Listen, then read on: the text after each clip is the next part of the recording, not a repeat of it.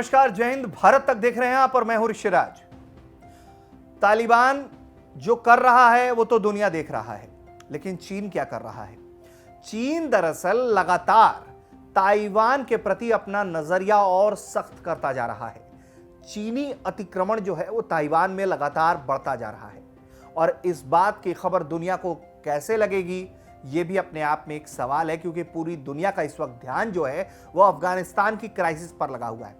हालांकि पूरी दुनिया में जो बड़े बड़े खुद को शक्तिशाली देश कहते हैं, कुछ तालिबान के समर्थन में हैं और कुछ अब चुप्पी साध चुके हैं। अब ऐसे में ताइवान में चीन क्या कर रहा है ये भी जानिए। दरअसल 19 लड़ाकू विमानों को लेकर चीन ताइवान में घुस गया था जी, जिसके बाद स्थिति बहुत तनावपूर्ण बन गई। दरअसल चीन जो है लगातार ताइवान को अपना बताता रहता है और वो उनके हवाई क्षेत्र में लगातार अतिक्रमण करता है। इसी कड़ी में इस बार फिर चीन जो है 19 लड़ाकू विमानों को लेकर इनके एयर स्पेस में घुसता है, ताइवान के एयर स्पेस में, जिसके बाद ताइवान को चेतावनी जारी करनी पड़ती है और उसके जो मिसाइल रोधी सिस्टम है वो चालू हो जाते हैं। उनका रडार सिग्नल भेजने लगता है। इनका पूरा जो ऑपरेशनल विंग है वो फिर चेतावनी जारी करता है चीन को कि आप लौटिए वरना हम आप पर हमले करेंगे। पूरी खबर आपको हम इस वीडियो में बताने जा रहे हैं। ताइवान के मंत्रालय ने अपने बयान में कहा है कि रडार और वहां तैनात मिसाइल सिस्टम ने भी चीनी गतिविधि के बारे में तुरंत पता लगाया जैसे ही वो ताइवान के हवाई क्षेत्र में आए। इन विमानों में से 4 H-6 बम वर्षक विमान, 10 J-16 लड़ाकू जेट और 4 सुखोई Su-30 जेट शामिल थे। इसके अलावा एक Y-8 विमान और अर्ली वार्निंग विमान भी इस घुसपैठ का हिस्सा था। मामले में चीन की ओर से कोई कुछ नहीं कह रहा है, लेकिन बताया जा रहा है कि 15 जून के बाद से अब तक की सबसे बड़ी ये घुसपैठ थी। इसके पहले जून महीने में चीनी वायुसेना के कम से कम 28 विमानों ने ADIZ में प्रवेश किया था। इनमें लड़ाकू विमान और बम बरसाने वाले विमान शामिल थे। उस घुसपैठ के बाद G7 देशों के समूह ने कई मुद्दे पर चीन की आलोचना की थी और ताइवान जलडमरू मध्य में शांति और स्थिरता के महत्व को दोहराया था।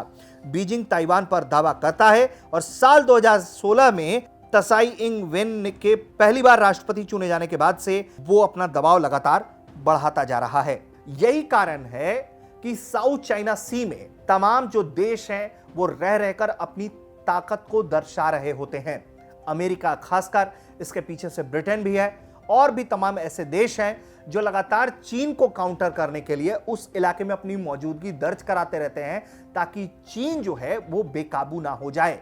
लेकिन ये थ्रेट इसलिए ज्यादा बड़ा हो गया है क्योंकि अमेरिका का अफगानिस्तान से निकलना कहीं ना कहीं चीन के हौसले को बढ़ा रहा है। तभी इतना तनाव की स्थिति में चीन इस तरह की हरकत को अंजाम दे रहा है कि ताइवान के एयर स्पेस में वो घुस रहा है, वो भी 19 लड़ाकू विमानों को लेके, जिसमें कई तरह के अलग अलग लड़ाकू विमान हैं, जिसमें बम वर्षक विमान तक शामिल हैं जो भारी तबाही मचा सकते हैं। वैसे विमानों को लेकर चीन घुस जा रहा है ताइवान के एयर स्पेस में, क्योंकि ताइवान पर चीन जो है वो अपना दावा ठोकता है और यही कारण है कि ताइवान के जो राजनयिक संबंध हैं वो बहुत ज्यादा विश्व भर में नहीं है।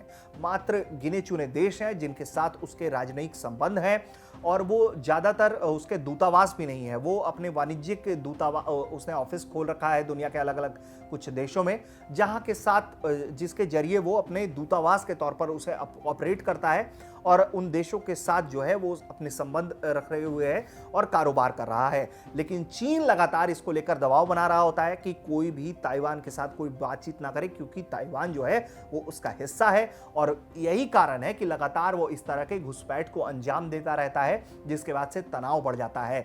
हालांकि ताइवान भी खुद को तैयार बताता है और वो कहता है कि चीन अगर हमें हल्के में लेने की गलती करेगा तो उसे भारी कीमत चुकानी पड़ेगी। तो तमाम इस तरह की खबरें जो हैं वो लगातार आती रहती हैं, लेकिन अफगानिस्तान क्राइसिस के बीच इस तरह की खबर आना वाकई में बताता है कि चीन की जो मंशा है वो रुकने का नाम नहीं ले रही है, वो थमने का नाम नहीं ले रही है और चीन अपनी प्लानिंग पर लगातार आगे बढ़ता जा रहा है। ये पूरी दुनिया के लिए एक अलर्ट की तरह है कि लगातार कुछ भी हो, लेकिन चीन पर आपको लगातार नजर बनाए रखनी ही होगी, वरना चीन कुछ का कुछ कर सकता है। तो फिलहाल ये जो खबर है इस पर चीन की तरफ से कोई प्रतिक्रिया तो अभी हासिल नहीं हुई है, लेकिन फिलहाल जो स्थिति है उस इलाके में वो तनावपूर्ण बनी हुई है। इसी तरह से रक्षा सुरक्षा से जुड़ी तमाम खबरों के लिए, देश दुनिया की खबरों के लिए आप भारत तक देखते रहिए। नमस्कार, जय हिंद।